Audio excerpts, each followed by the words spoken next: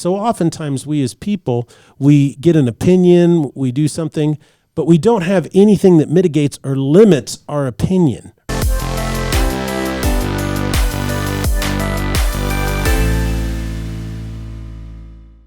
Ladies and gentlemen, welcome to the Salty Pastor Podcast, a podcast dedicated to helping you learn and grow in your faith and your critical thinking skills. I am very blessed today as the host of the Salty Pastor Podcast to have both Peakes on the desk with me today. This is Zac Peake and, of course, the Salty Pastor himself, Dr. Douglas Peake, and I am Jesse Mayer, your host, and we just want to welcome you to our podcast, but we have been spending some time talking about Christmas. Yes. Have we not? Yes. And last Tuesday, you guys did a great job of Luke chapter 2. Reading the Christmas story and talking about the birth and then about the shepherds in their fields. And I was really interested in your discussion on how they were afraid, like how angels would appear and what does it mean to have a fear of God? Angels are scary. They're not the guys in bathrobes that we usually They're think not about. they're not 9-year-olds in bathrobes. No. Yeah, who stumble over their lines. They're pretty scary. Yes, they are. They're massive. But what's really interesting, what I thought, is your discussion about the fear of the Lord. And that people have kind of left that. And that got me thinking today on how what you guys studied on Tuesday really applies to our world. And that is that, I talk a lot about postmodernism. And what postmodernism basically says is that there is no absolute truth. There's no objective truth. And really that basically means that they have lost any respect or fear of the Lord. There's nothing objective outside that holds them accountable, so they can just make up their own reality, their own truth. Have you seen that in your generation? I think so. I mean, I'm slightly older than Zach, but I mean, at least for me, it's everybody wants to give their own. It's like we can just do whatever we want. Like the more and more the culture evolves towards this, whatever you believe is true, if you don't believe there's anything scary or you rely on the government or media to tell you what's scary. I think that's where most of our fear comes these days. It's not like an innate moral sensibility of like, we should be fearful of this wonderful, amazing God that could smite us if he wanted to, but loves us instead. It's instead, you should be afraid of this thing this week and this thing this week and saying this thing because you might lead to this thing. Like, I think that's where a lot of the fear comes from in my generation, as opposed to like kind of a morality / understanding of who God is and what he's doing in our life. And you point out a perfect example of what postmodernism produces, and that is if there is no objective truth, then we don't know what to be afraid of, and if you don't know what to fear, you end up fearing everything. What about you, Zach? Are you seeing similar stuff? I think that I won't lament just this specific generation too much. I think, yes, it's very prevalent in this one, but I think that if we look back that a belief in an objective reality of, human rights and thinking about others, and selflessness is a very unique thing.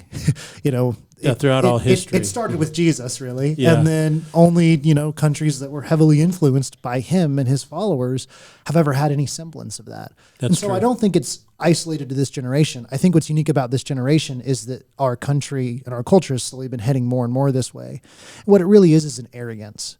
It's an arrogance that if you don't believe there's an objective reality and you believe you can think whatever you want, that's incredibly arrogant. Yeah. And all arrogance is rooted in insecurity. And that's why we see so much fear, is because arrogance and insecurity go hand in hand. Well, and the ability for that fear to be propagated is so much easier these days, despite what generation you are, right? And With I do the think internet that is thing of something that is very unique. In some ways, it's funny because sometimes people will lament things about, my generation. And I think that I'm like, well, that's happened a lot of times before. So it's not just our generation. It's still a problem. It's not just our generation. That's true. But I do think that the internet and especially things like Twitter just increase the velocity of change so quickly. Like I kind of wonder, like in the ancient world, or even just 1,000 years ago, like if you were scared of, if there was a fear, even whether it was founded or unfounded, whether it was of the Lord or of something else, like an entire village or society could be afraid of something, of the same thing for, generations. And now there's a new thing every week on Twitter in the trending thing. And like, I enjoy Twitter sometimes, and I don't think that Twitter on its own is this evil thing, but I think it definitely increases the velocity of what happens with there's a new thing every week to be worried about. And the rate at which it can be propagated. So let's say, a culture is afraid of the god in the volcano, right? Like we don't want to make the volcano angry, right? It could take a long time for that fear to like spread out just because the way information traveled back then was slower. It's like, a guy might wander to another village and be like, hey, back in my own village, we have this god that rests in the mountain and sometimes he gets angry and blows things up, right? Like that would be a thing, but it would be a slower process of spreading out, especially across the world. Like most of it would die or be argued against before then, but now it's like you can type in 3 seconds, 48 characters and send it out into the entire world, and it may get picked up by some random media person, and then suddenly it's the news of the day, right? Yeah. When something goes viral, it just expands to the entire world almost instantaneously within a day or two.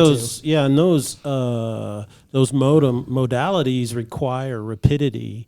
When you live, like you said something earlier, it's so much easier for people to be afraid today than before, which is odd when we live in such an affluent and advanced society. We should have less things to be afraid of. We should have less fear. Safe. And safe. We should have less things to be afraid of. But what's really amazing is that's because people don't know what they believe or why they believe it. Yeah. And so with the shallowness, it requires rapidity. Some people may not be familiar with this, but here in Idaho, riverboating is a big deal, especially through rapids and stuff. And I don't mean whitewater rafting. What I mean is riverboating. And these boats are made out of aluminum. They're welded together, and they put jet thrust engines in them. And so they can basically cruise up rivers in water that's just 18 inches deep at times, but in order to do that, the boat has to travel at a high rate of speed. If the boat slows down, it'll settle into the water, and it can settle down 20 inches into water. But when it's cruising over the water, it displaces maybe 2 inches of water because it's just, zooming along. So these guys, they get in these things and then they just go flying up these river rapids. It's just really crazy what they do. Well, in the same way, this stuff that's being propagated requires rapidity in order to maintain its shallowness. And then people will end up believing anything. Like, just case in point, this week I was reading articles about Christmas, and here in Idaho, we have a bunch of local web-based type of media outlets that run in tandem with the Idaho Statesman. And they produce these things called conversations, and they all pick it up. It's like kind of like a news story released on the AP, but they'll pick it up and they'll propagate it. And I think this is one of the things that bothers people about the news media and how and why people call it fake news. Because this guy, he's Thomas Adam from the University of Arkansas, and he just wrote this little Christmas story, right? And it's titled, How Christmas Became an American Holiday Tradition with a Santa Claus Gifts and Tree, published by the Idaho Press on December 6th. And it's really interesting because in it, he says the whole idea of Christmas trees in your house came to America through German immigrants in the 1800s. And then he said the idea of putting a candle on an evergreen was inspired by the pagan tradition of celebrating the winter solstice with bonfires on December 21st. These bonfires on the darkest day of the year were intended to recall the sun and show her the way home. The lit Christmas tree was essentially a domesticated version of these bonfires. And the reference that they're making was a pagan tradition in Rome called Saturnalia. And what he's saying is patently, unequivocally false. And it's historically proven false. And what happens is we have people who write this stuff, people who read this stuff, and they become more shallow in their belief because it's built on a house of cards. It's a falsehood. Because all you have to do is take 5 minutes or not even that, and just Google, well, where did Christmas trees come to? You can go to history.com, you can go to historytoday.com, and everybody says the same thing, and that is that the whole notion of lit candles on Christmas trees was started in the 1500s by Martin Luther, the religious reformer. And he was walking home one night, and he was seeing the glory of the twinkling skies, and he went in and he says, we need to put candles on our tree, and we want to celebrate the birth of Christ. It was because the shepherds saw the night, and then the wise men followed the star, and that's why most Christmas trees have on the top of them a giant star. And so, but what's interesting is that what postmodernism does and what secularists try to do, and these are people that I think at their core have a conviction that absolute truth, they're skeptical of it, they reject it. But the problem is they never become skeptical of their own skepticism. They never take any accountability for what they produce. And what they produce is people who are fearful of everything and anything. And when people become fearful, they become fascist.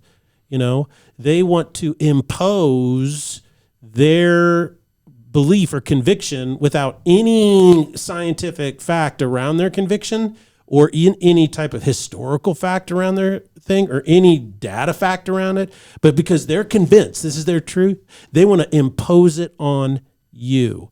It started out with religious types of things, and now we're seeing this scientifically, the things that people want to impose on our nation in order to deal with a pandemic. I mean, it's really fascinating. It's one thing to say you have the freedom to pursue any type of prophylactic or therapeutic or whatever, depending upon your healthcare needs. But what's happening today is this overwhelming desire to impose therapeutics, impose prophylactics, impose all of these things upon people against their will, which that only results from a society that has become too postmodern in its orientation. So what you're saying is you're really for what this guy wrote, is what I'm hearing, and you're... That's what you heard, right, Zach? Is that what you heard? So, maybe I missed the point, but... I just think when people publish this ridiculous tripe, it just hurts people more than we realize. Well, and I think we see this more and more where there is a sense of like distrust in the media, but if it's written, we have what we were taught in school, at least what I was taught, was in order for someone to publish something in a newspaper, it has to be sourced and like it's supposed to be sourced and like that doesn't checked, exist right? Anymore. But that was what we were told growing up. So people who are not going, well, maybe what we were told is not always true, will just assume that, oh, well, it was written in the paper, therefore they must have done the research, so I don't need to do the research, therefore it's probably accurate. Yeah, and it's not. I mean, like another thing he says here that is really interesting is he says that the notion of Santa Claus was created, and it first appeared on the front page of the Union Army in 1862.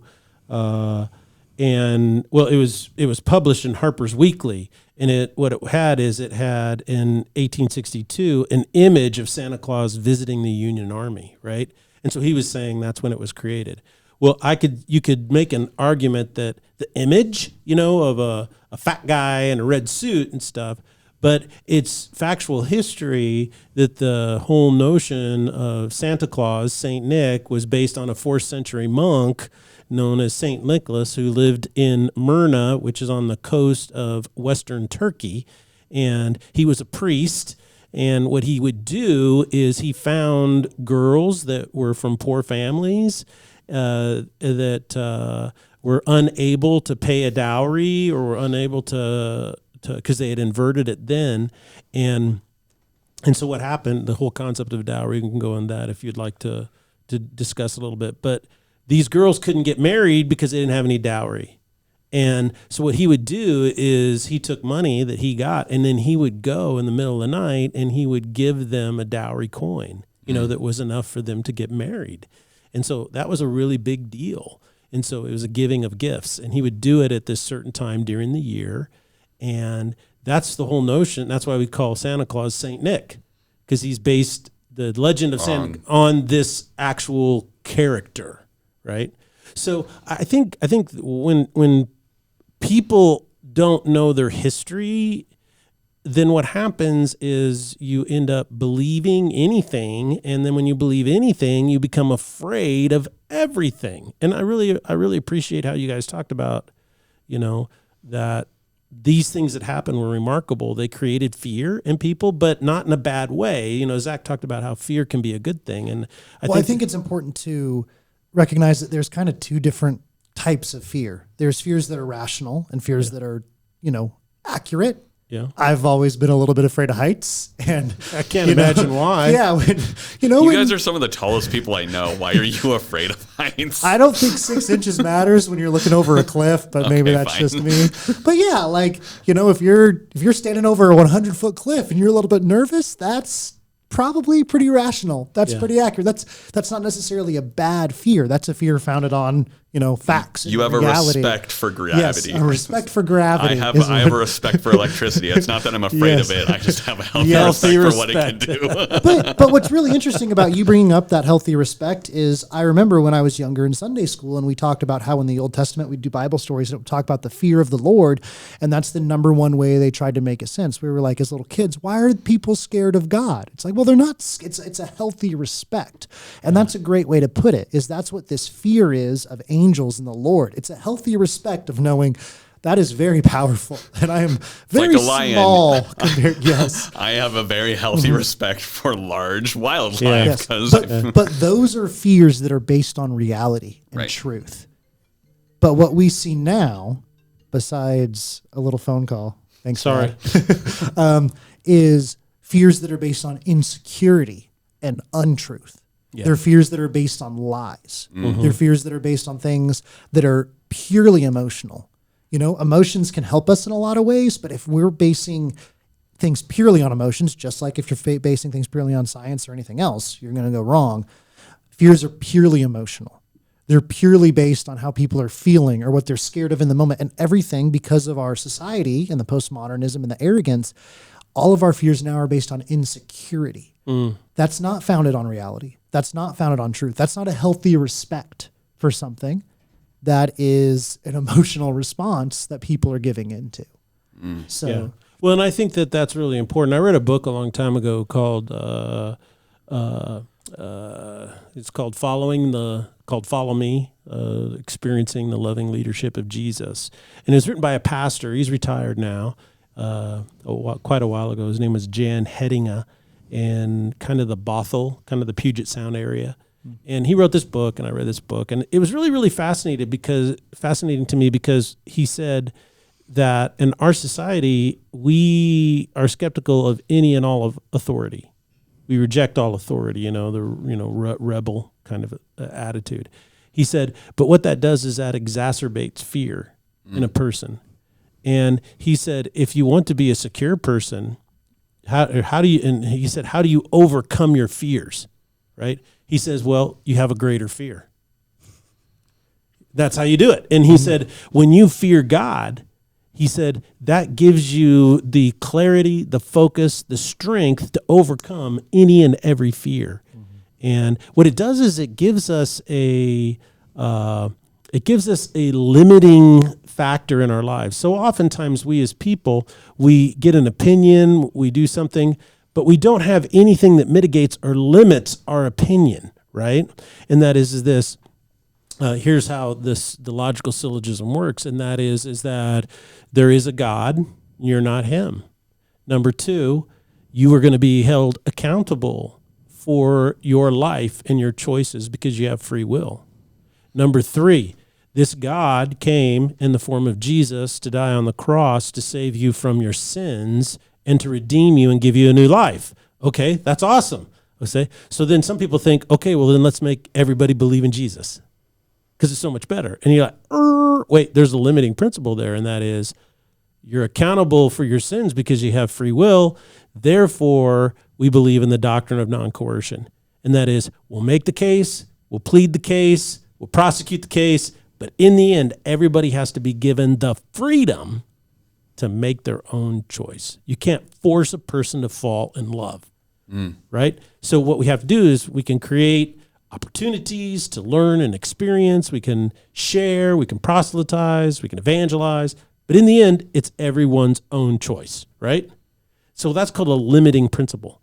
Well, if you don't have a greater fear, and if you don't have an objective reality or objective truth, then some of your lesser fears than you want to impose with no limiting principle on everybody else. And that's a problem. Yeah, because then it just spirals out of control. Spirals out of control, yeah. There's, like you said, there's no end to it. There's Yeah. no like... Well, and communism is a perfect example. There's a story of a man who, there was a leader under Stalin. It wasn't himself, but his daughter did a piano concerto, like a piano thing, and she came out and played the piano, and so the people stood up and started clapping. And everybody was afraid to stop clapping, and then it just went on and on and on. I mean, it was absurd. It went for half an hour. People were, and then finally one person just said, like, this is so stupid. So he stopped clapping. They arrested him and sent him to a gulag. See, that's how ridiculous it gets. After 45 minutes of clapping for a little girl's piano recital, that's a little nutty. See, that's what happens in postmodernism, and that's what's happening in our society today, is that people want to get elected to office for one reason only, and that is, I want to impose my vision and my values on everybody else as quickly as possible. Power play. It's power play. It's 100% power play. And see, that's going to tear America apart, because America was not designed for that purpose. America was designed for the purpose of, how do you get people with all these different belief systems and values and stuff to get along and be at peace, solve political conflict peacefully, have peaceful transitions of power, and you do that by limiting the power of the people in charge as much as possible. Well, they're supposed to be balancing each other. They balance each other. Ideally, with the two-party system, it was supposed to be checks and balances Checks kind and of balance. a system, right? Yeah, but now it's starting to try to get around that, and that's what I find fascinating, is that in the end, I don't think that's going to be healthy for anybody in America. Right. I wonder, as we kind of talk about this treating, like, people that understand who God is and have a healthy respect for him, as we talked about, they have more confidence and courage in other matters of their life. They don't let these fears that are being perpetuated, these smaller fears or these unfounded fears, kind of rule their life. We see this a lot with, we all love movies. We talk about them quite a bit. You see this as a trope in a lot of movies where it's like the main character has some innate fear that they end up overcoming to save the life of the love interest or a child or whatever. And it's like, you can kind of take that same thing in your walk with God, is once you find something you care about more than the thing you're afraid of, you're willing to do whatever you need to do whatever live up you to need that to do. stand, right? And so it's like, if we treat God the way that these main characters treat their love interest, children, whatever, then it's not that we won't, still have some fear, we have that, but it gives us this courage. And we talked about this last week on the podcast, is the Bible's constantly filled with points in time where God or an angel or somebody saying, fear not, I am with you. I go before you, I'm going to be with you. And it's like, when you have that, it's like you can still recognize that you have fear of it, but it's not going to rule your life. Instead, I know somebody bigger, better, stronger than anything else the world can do, and he's going before me to take care of it, right? Yeah, and I think that it has a lot to do with the greatest fear of all, which is the fear of death. And I, as a pastor over the last 35 years, I've spent, the last few moments with a lot of people who've passed away. And I can tell you, it is unmistakably clear that people who know God, who know Christ, are so much more at peace than people who don't, and it's a marked difference between the two types of situations. And because I think people are afraid of death. They're afraid of being wiped out of existence, and nihilism is the result of meaninglessness, and so the fear of death is, what brings our lives meaning. And now I don't want it to be meaningless, and so we have this huge fear. And I think that creeps down into every single area of your life. Your response to the pandemic is directly proportional to how afraid you are of death. Because and what we're trying to do, and I think people are so strongly opinionated about it, because what we're trying to do is a basic human drive, and that is we're trying to impose control over something we don't have control over, And that's the thing about a pneumatic virus, an airborne virus that's traveling around is that in the end, there's really, you can try to slow it down or you can do other things, but blaming people and their behaviors for, that everybody's going to get infected eventually is like arguing that it's gravity's fault. It's gravity's a constant. A virus is going to get everyone eventually. And there's really nothing we can do about that other than slow it down. Well, I think this is a great example of that exact thing you were talking about, where people who know Jesus and had a interesting response to the pandemic was when we first heard about it, we encouraged people to watch from home. Yeah. But we never closed our doors. We still had them open if people wanted to be in the building. And what was interesting was some of the oldest, most at-risk people were coming in to the church to be at church on a Sunday. And we're like, you're the most in danger. And they're like, I survived a war. If this kills me, it kills me, but it's not going to stop me from spending time in church with God and doing what I'm going to do. Because I'm going to be in eternity with God. Yeah. And so it's that was the most fascinating thing is the people most at risk were the ones that are like, I'm going to church, and if you guys have the doors open, I'm showing up. And it was just fascinating because we're you're the ones we're hiding for. And it was they're like, whatever happens, happens. Yeah. Yeah. They were, well, and it's interesting because they took it seriously. Yeah. They knew the danger. Knew the risk. They knew the risk. It wasn't like they were being ignorant, or Pollyannish about it. They knew all that, but their faith, right, was more powerful than their fear. And so, I'm not trying to say that people who are taking extensive measures, to deal with this stuff are acting out of fear. I'm not saying that at all. I fully support people who are getting vaccinated. I think, especially if you're in a high-risk population, I think it's I've said this on the Salty Pastor before, I think it's a medical modern-day miracle that it's even available. I think it's awesome. But what I do think is that fear comes in when our choice has to be everyone else's choice. You see? And I've seen that because I've seen some people who are saying, I'm never going to get vaccinated and stuff. I said, well, that's great for you. And they say, and everybody else who does is, something. Blank. And I'm like, yeah, okay. You just went from rational to irrational in the blink of an eye. And then somebody else, I just read an article today, this poor woman lost her husband. He was fully vaccinated and everything, and it was a breakthrough case, but he had a lot of comorbidities. He had all of these health issues, heart disease problems and heart attacks and all this kind of stuff. And she said, the only reason my husband is dead is because people won't get vaccinated. And I'm just like, yeah, I'm sorry you lost your husband, but that's totally irrational. That's totally irrational. And so I think that's the difficulty is that, you see, we go from rational to irrational in the blink of an eye. How is it that Americans have become so shallow and so judgmental? Because they've lost their respect for God, that there's an objective truth outside of ourselves that holds us accountable.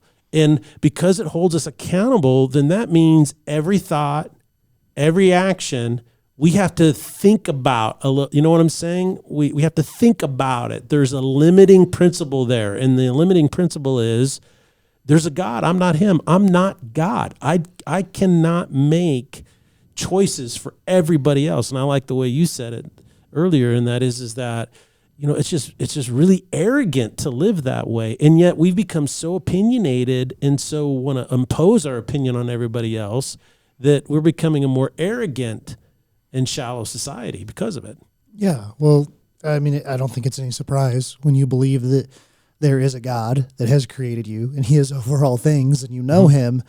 It's a little bit hard to get too full of yourself. Yeah. It's a little bit hard to get too full of yourself when you read about Jesus. You're like, oh, well, he's a lot better than me in a lot of different things. So I should probably take a back seat. But if you don't have that, and, as we talked about with postmodernism, it's all about your reality. And, what's the number one thing about postmodernism? It's all about you. It's all about you. It's all about me. It's very solipsist. Yeah. And so it just, how could arrogance not arise from that? Yeah.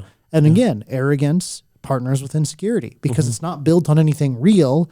Everyone who builds, the reason why this guy wrote an article, attacking Christmas tradition and trying to make it sound like it's not some actual, thing that was founded on grace and love and gift giving is because he's insecure. Yeah. And, we talked about fears and what the great human fear is. I think in most cases for people whose greatest fear is not God, it's their greatest respect is not for God and his creation and his reality. It usually becomes being left behind, being part of the crowd. And I think that's why we see things, they move so fast and they get so shallow is because everybody just doesn't want to be the first person to stop clapping. Yeah. They don't care. There's nothing objective about it. There's not a single thing objective. It's purely, I don't want to be the first person to stop, or I don't want to be the person left behind, or I want to be in this group and not that group. And I don't know what it takes, but I'm just going to kind of hang out here.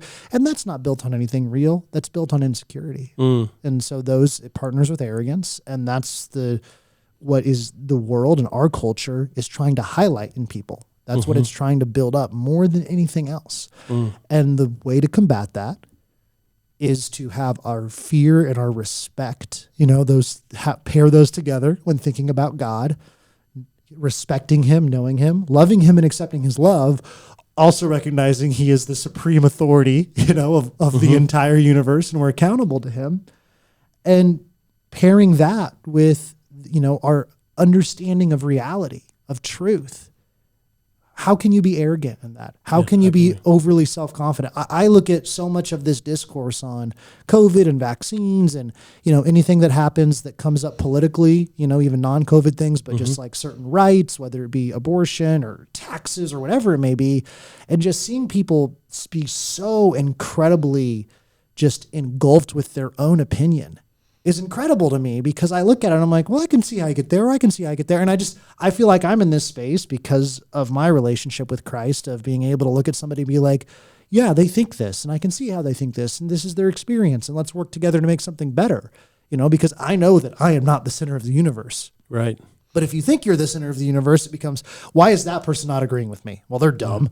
Yeah. And then they use, because of the deconstructionism that's paired with the postmodernism, all it takes is one little technicality. Yeah. Any little thing you can bring somebody down for. Oh, they're not a reporter. Throw them out. So they're not academic enough. That's fine. Oh, they use this statement wrong. Boom. They're not. And then you can shut out every single opinion. You're the only thing that's left. And then you don't have any joy. Because you're isolated. Yeah, you have no joy. So, well, I've really enjoyed having both of you on the desk today. It's been a great conversation. Zach's going to kind of wrap up this portion that we've been talking about this week on Sunday as he shares a message. And ultimately, we just want you guys to be having discussions like this with your friends and your family. Really understanding what you believe and why you believe it is the real point of this podcast. We want to encourage you to critically think through your beliefs and understand why you believe them. Don't ride your parents' theology. Don't just do it because, your spouse or whatever does it. It needs to be your belief system. Otherwise, it's not your belief system. It's just a facsimile of one. So please have discussions because that's going to be only grow you and further your understanding of what you believe and why you do. So thank you guys so much for joining us. We hope you join us on Sunday here in beautiful Boise, Idaho at Foothills Christian Church. Blessings.